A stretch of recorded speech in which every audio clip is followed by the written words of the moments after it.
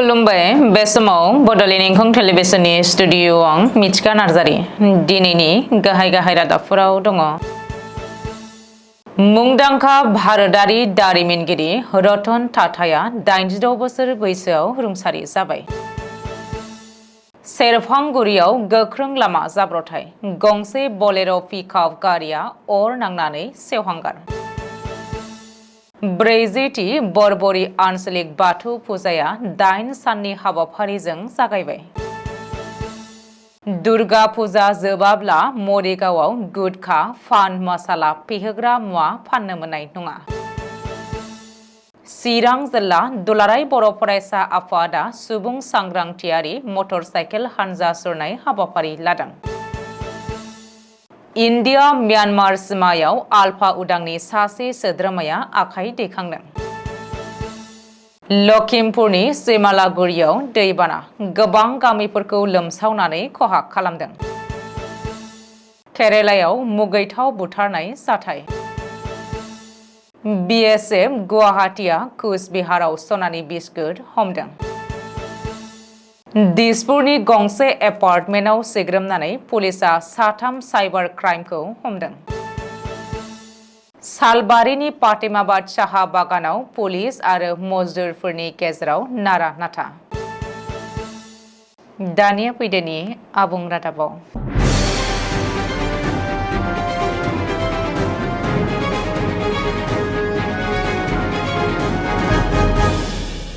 मुंदांखा दारिमिनगिरि आरो मुलुगाव बयजोंबो सिनायजानाय टाटा ग्रुपनि बारग' मासिगिरि रतन टाटाया 9 अक्ट'बर 2024 बुधबार खालि 86 बोसोर बैसोआव रुंसारि जाबाय। 1937 मायथाइनि 28 दिसेम्बराव जोनोम मोननाय रतन टाटाया 1962 मायथाइयाव बिटेक डिग्रीखौ कार्नेल मुलुगसोलोंसालिनिफ्राय लाखांनायनि उनावनो भारतआव टाटा ग्रुपआव खामानि मावजेनदोंमोन। बेनि उनावनो टाटा ग्रुप आरो टाटा सन्सनि मासिगिरि बिबानखौ रुजुनबोदोंमोन। भारतारि जारिमिनाव सनानि हांखोजों लिरजानाय रतन टाटाया गावनि जिउनि ओंथि गोनां दावबायनायाव गोबां जारिमिनारि हाबाफोर मावलांबाय। गुबैयै रतन टाटाखौ भारतारि दारिमिननि बिफाबो बुंनाय जायो। रतन टाटाया बे मुलुगनो गोबां बेसेनगोसा अनथोबफोर होलांबाय। बिथांनि बिहोमाया आथिखालाव भारतजों लोगोसे मुलुगावनो अनसायजानाय। बेनिखायनो 2000 मायथाइयाव भारत सोरखारा रतन टाटानो हादोरगिरिनि पद्म भूषण बान्थाखौ होदोंमोन। भारतनि बयबो सुबुंखौ गावनि नेन' टेक्न'लजिजों सिबिबोनाय रतन टाटानि मावनायखौ बुंजोबनो हाया। मुंदांखा फालांगिरि आरो टाटा ग्रुपनि बारग' चेयारमेन रतन टाटाया रबिबारनि हराव सावस्रिनि गोब्राब हालोदाव मुम्बाइनि गंसे हस्पिटालाव एडमिट जानानै दङमोन। 86 बोसोर बैसोनि रतन टाटाया मुम्बाइनि ब्रिज केन्डी हस्पिटालाव कार्डिय'लजिस्ट डक्टर शाहरुख आसफिगवालानि जोथोनाव देहा फाहामथाय लागासिनो दङमोन आरो ICUआवसो दोननांदोंमोन। रबिबारनि हर आरो समबारनि 1 रिंगायाव रतन टाटानि देहाया हरखाबै गाज्रि जानायखौ मोनदांनानै फिसाज्लाफोरा गोख्रैनो ब्रिज केन्डी हस्पिटालाव एडमिट खालामहैदोंमोनब्लाबो नाथाय रतन टाटाया 86 बोसोर बैसोआव थैनायजों जेननांबाय। क'क्राझार जिल्लानि सेरफांगुरियाव गंसे बयलारजों बुंफबनाय AS19C 6539 नम्बरनि बलेर' पिकआप भेनआव अर खामदों। बे जाब्रबथाया माहारियारि राजा लामा 27 नि सेरफांगुरि जयपुर ट्राम लाइनआव मोनसे लामा जाब्रबथायाव सोमजिदों। मिथिनो मोननाय बायदिब्ला हरनि समाव गोख्रै खारनाय बयलारजों बुंफबनाय कारा खारबाय थानाय समाव अर नांनानै सेवहांगार जायो। खौरां मोननाय बायदिब्ला बलेर' पिकआपआ बङाइगावनिफ्राय सोनाब बेंगल फारसे थांगासिनो दङमोन। मख'नो गोनांदि अर खामनाय जाथायनिफ्राय गारि सालायगिरि आरो हेन्डिमेनआ खुनुरुखुमै जिउ रैखा मोनो। बाक्सा जिल्लानि बरबरियाव 40थि बरबरि आन्चलिक बाथौ फुजाया दिनैनिफ्राय बायदि मेहेरगोनां हाबाफारिजों जागायबाय। गिबि साननि हाबाफारि बायदियै दिनै सायनासालियाव हाबलांनाय मेइन गेटखौ बेखेवनानै होयो MLA भुपेन बर'आ। बाथौ सिबिसालिनि दरखंखौ बेखेवनानै होयो बिटिआर सोरखारनि मावफुं सोद्रोमा राकेश ब्रह्मआ। दाइन साननि हाबाफारिजों खुंफुंजानाय बे बाथौ फुजायाव बर' सावथुन दिन्थिफुंनाय, बर' थियेटार दिन्थिफुंनायाव मोसानाय बादायलायनाय, आरज गाबनाय बादायलायनाय, सानफ्रोमबो बायदि हारिमु दिन्थिफुंनायजों लोगोसे मिना बाजार, एक्सपो बायदिफोर थागोन होननानै फोरमायो आफादगिरि बाबुराम स्वर्गियारिया। गेजेर आसामनि मरिगाव जिल्ला खुंथायगिरिया बिथोन होदों दि सोलिफु दुर्गा फुजा समाव रावबो गुटखा आरो पान मसाला आरो जायखिजाया फेहोग्रा मुवा बाहायनो मोननाय नङा आरो फानग्राफोराबो रावबो फाननो मोननाय नङा। मरिगाव जिल्लानि जिल्ला बेंगिरि देबाजित शर्माया बिथोन होनानै जिल्लानि मोनफ्रोमबो दुर्गा फुजा कमिटिखौ खावलायदों दि जाहाथे रावबो सुबुङा थांखु, सादा, गुटखा, पान मसाला आरो बिरि सिगारेट सोबा। दुलाराय बर' फरायसा आफादनि मावथांखि बड'फा गोजोरथियारि सोलायनाय मावथांखि आरो गुन गोनां सोलोंथाइनि जांख्रिखांनाय मावथांखिखौ बिथा खालामनानै चिरां जिल्ला दुलाराय बर' फरायसा आफादा सुबुं सांग्रांथियारि मटर साइकेल हानजा सुरनाय हाबाफारिखौ दिनै 10 अक्ट'बर 2024 खालारनिफ्राय उजान बाजारनिफ्राय जागायजेननाय जायो। बे जागायजेननाय हाबाफारिखौ बेखेवनानै होयो दुलाराय बर' फरायसा आफादनि आफादगिरि दिपेन बर'आ। सुबुं सांग्रांथियारि मटर साइकेल हानजा सुरनाय हाबाफारिनि गाहाय आरो गुबै थांखिफोरानो जादों गोग्गो सोलोंथाइजों बर' माहारिखौ गेरेमसा माहारि दानाय, जौ, जुवा आरो ड्राग्सनिफ्राय समाजखौ उदां खालामनाय, उन्दै बैसोआव हाबा जानायखौ बन्द खालामनाय, गारि मटर सालायनायनि सायाव सांग्रांथि लाबोनाय, दायना दायनि खोमसि फोथायनायखौ फोजोबस्रांनाय, हिन्जावसाफोरखौ आथोनारि नाख्रेबनायनिफ्राय रैखा खालामनाय, फुजा मेलायाव खेला होनाय आरो फेग्रा बेसाद फाननाय आरो बाहायनायखौ बन्द खालामनाय, समाजारि गुस्लायनाय आरो जौगानायनि थाखाय रायजो राजानो सांग्रांथि होनायफोरानो गाहायमोन। सुबुं सांग्रांथियारि मटर साइकेल हानजा सुरनाय बे हाबाफारियाव मिरु एबसुनि गाहाय नेहाथारि कनिन्द्र बसुमतारी, हारिमु नेहाथारि सुसिल इस्लारि मोनाबो बाहागो लादोंमोन। फरेस्ट बरुवाजों दैदेनजानाय आल्फा उदांनि सासे मैखोम मावथि एबा सोद्रोमाया इन्डिया म्यानमार सीमायाव रैखाथि हानजानि आखायाव गावखौनो गथायनानै आखाइ दैखांदों।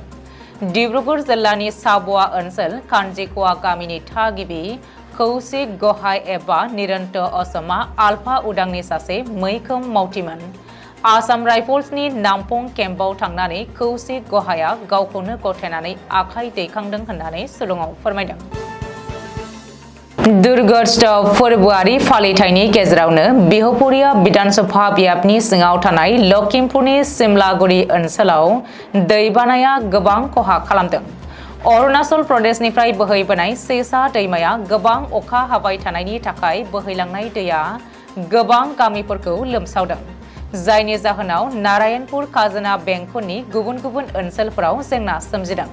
सेसा दैमानि सेर सेर बोहैलांनाय दैमाया पानिगाव, सेसा मिसिं गामि आरो पुटाभक बायदि ओनसोलफोरखौ लोमसावदों, जायनि जाहोनाव ओनसोलनि माइ फोथार आरो न' बांफोरा गोबां खहा जादों।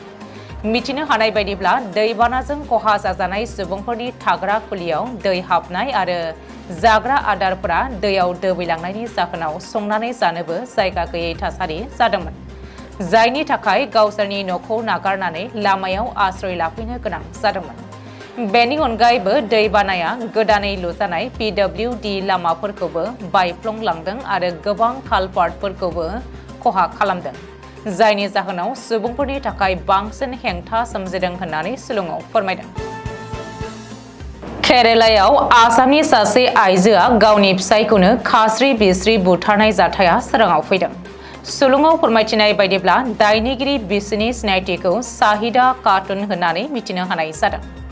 मख'नो गोनांदि दायनिगिरि शाहिदा खातुनआ गावनि फिसायखौ गोदोना हास'नानै मोदोमाव एसिड लुदों आरो बेनि उनाव गोथै सह'खौ बेडशीटजों खोबथेनानै जाथाय जानाय जायगानिफ्राय खारखोमा लांदोंमोन होननानै सुलुंनिफ्राय मिथिनो हानाय जादों।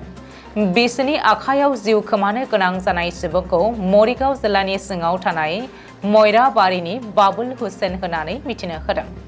सुलुङाव फोरमायथिनाय बायदिब्ला गावनि नैथि बिसि शाहिदाजों लोगोसे दान मोननै सिगां खामानिनि थाखाय केरेलायाव थांदोंमोन बाबुल हुसेना।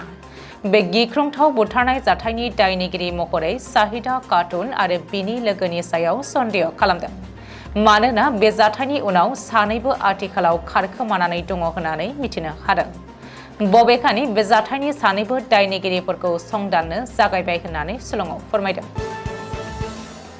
भारत बांलादेश सीमायाव आयेन बेरेखा सीमा बारनायनि दाय आरो आयेन बेरेखा फालांगिखौ होबथानायनि थांखिजों मोनसे गेदेर अपारेशनाव BSF गुवाहाटी फ्रन्टियारआ सोनाब बेंगलनि कुचबिहार जिल्लायाव मोनबा सनानि बिस्कुटफोरखौ जाफुंसारै जब्द खालामनो हादों।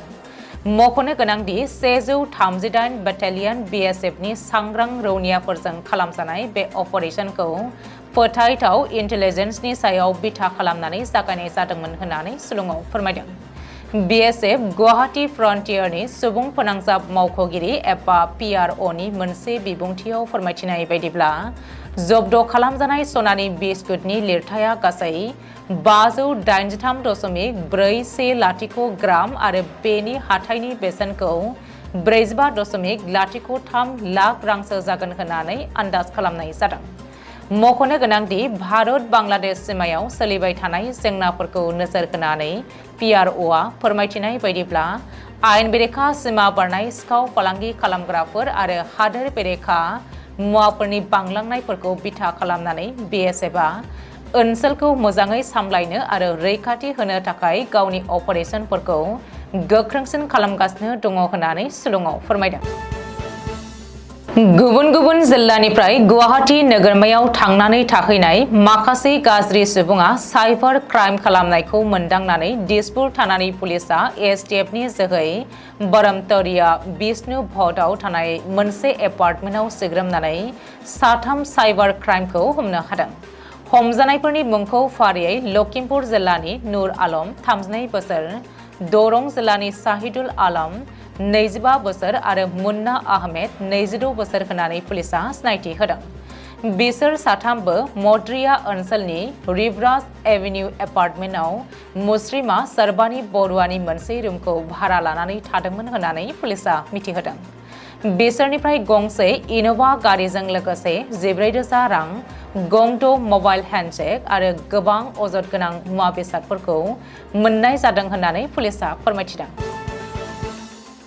बाक्सानि सालबारि महकुमा बेन्दोंआव थानाय बासबारिनि पाटेमाबाद साहा बागानाव पुलिस आरो साहा मावफारियाफोरनि गेजेराव नारा नाथा जुजिलायनाय थासारि सोमजिदों।